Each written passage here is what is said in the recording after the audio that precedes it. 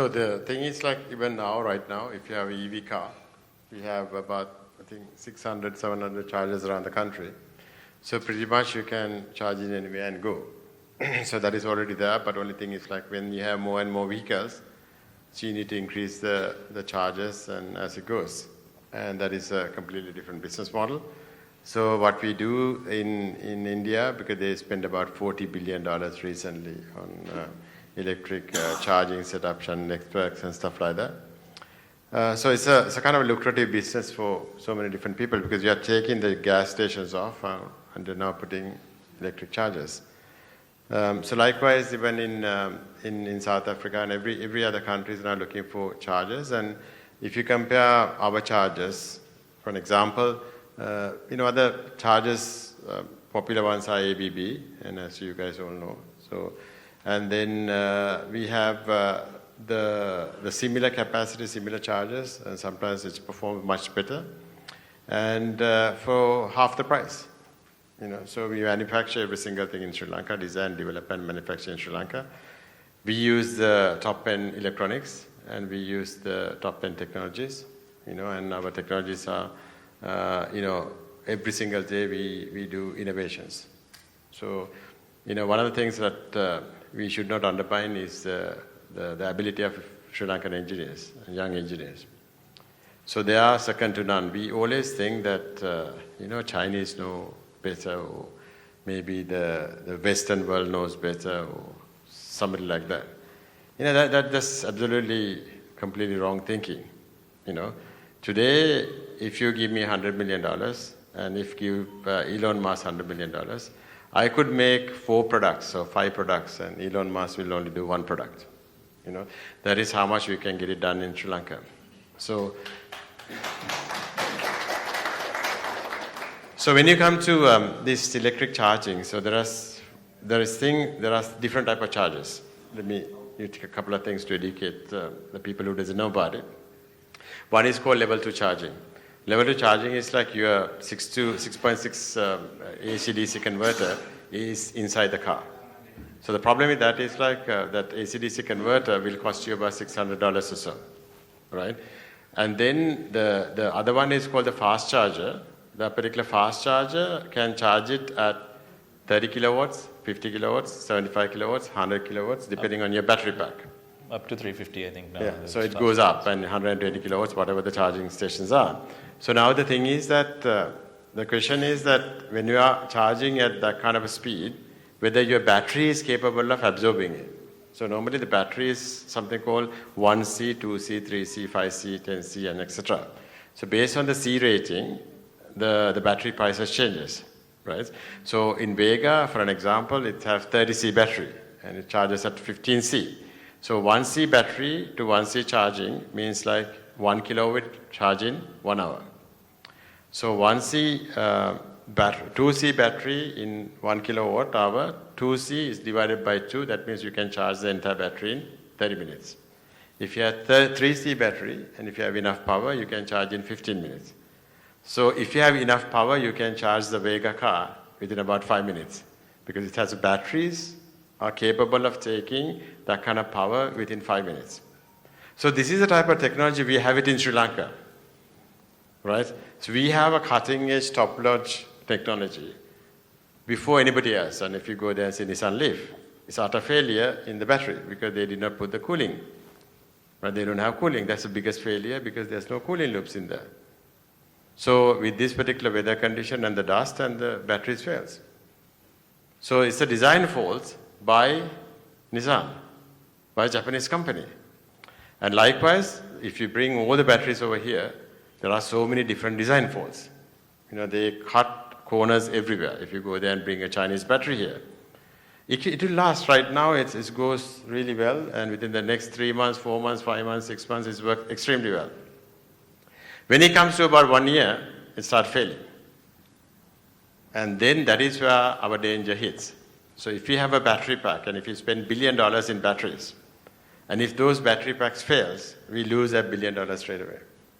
So the batteries are the key component that we need to make sure that we have the right batteries, right cycles, rightly developed batteries, and rightly designed batteries. Don't think that Nissan can do a good job. Don't think Kia can do a job. Don't think the Chinese manufacturers can do a job. Right? So only guys who did a very good job is actually Tesla. Except Tesla, there is not a single proven company just actually proving that their batteries are lasting and working very well. So with the chargers, so we can charge, if you have different battery cells, you can charge extremely fast. And then the last thing is, nowadays we have something called, we do the inverter plus the chargers at the same time. So you have the solar on the top, and you can use the charger with the inverter together, and you can directly charge your cars, right? So if you do not have the power, that you can have charging panels on the top in charging stations. So that will make sure that that particular power will be directly charged into the cars. So one other thing the government has to think is like all that solar that comes into the grid or on the top of anywhere, that you can use the car batteries as a storage. And in the night, you can use V2G or V2H so that if the vehicle to power the house. So those technologies are already available. Then you have the last one, what you are working is like we have something called a central pod of power. So from the central pod of power, you can distribute to say there's 1, 2, 3, 4, 5, 6 different terminals. One will go to the motorbike, one will go to the car, one will go to the lorry, one will go to the supercar. So depending on your car capabilities, one can take only 10 kilowatt power, one can take 50 kilowatt power, one can take 100 kilowatt power. It will be a centralized pods. So you can go to the app and you can say, I want to charge at 10 kilowatts charging, then your price will be about 30 rupees. If you want to do 50, it will be 40 rupees. If you do 100, it will be 100 rupees. Again, the return of investment on charging right now will be about 2 years. So if you buy a charger, within 2 years you can have the return of investment as well. So most of the people, there's house charging, and there are so many people who live in apartments. So they can go there and they can charge those cars either on level 2 chargers or fast chargers. So that actually feeds right into my next question, which was the ROI on fast chargers. So the tariff on fast chargers is about double that of L2, right? L3 is about double that of L2. Yeah, so at the moment you can stay at double, but in the future when the demands goes up, you probably will lose that one. But still our charger price is one of the cheapest compared to the rest of the world, like for like. So you can go there and buy a Chinese charger for extremely cheap, and we bought very beginning, 6 years, 7 years ago, Chinese chargers. Within about 8 months, everything failed. We had AC DC converters, we bought at $600, and within 8 months, everything's failed. So when you come to the electronics, when you come to batteries, you have to be extremely careful. Let me add one more thing. I know that you, the audience, are from the vehicle background and your businesses are in the vehicle background. So one last thing I want to add to you is that, you can, unlike internal combustion engines, developing the electric vehicles are pretty simple as long as you have the right battery pack and the right drivetrain. So you can have your own body shapes and everything. So one of the problems that we are facing is not developing any other cars. We can design any car that you want. But when you come to fabricate it, we don't have machines in Sri Lanka. So if every one of you have certain type of machines, like blow molding machines, plastic extrusion machines, CNC machines, so we can fabricate all these particular parts in Sri Lanka rather than send it to China. So if you go and look at our tuk-tuk, our panels are PVC, but you can make those PVC out of plastic. You can use the plastic pellets, and you can use the pellets to become the panels.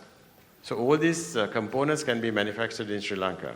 So my humble advice to all of you, rather than thinking from getting from somewhere, think about collectively building our own cars in Sri Lanka, own motorbikes in Sri Lanka. Because you are more than capable, and every single car industry, electric motor industry, if you have certain machines that we can get certain parts machined by your company.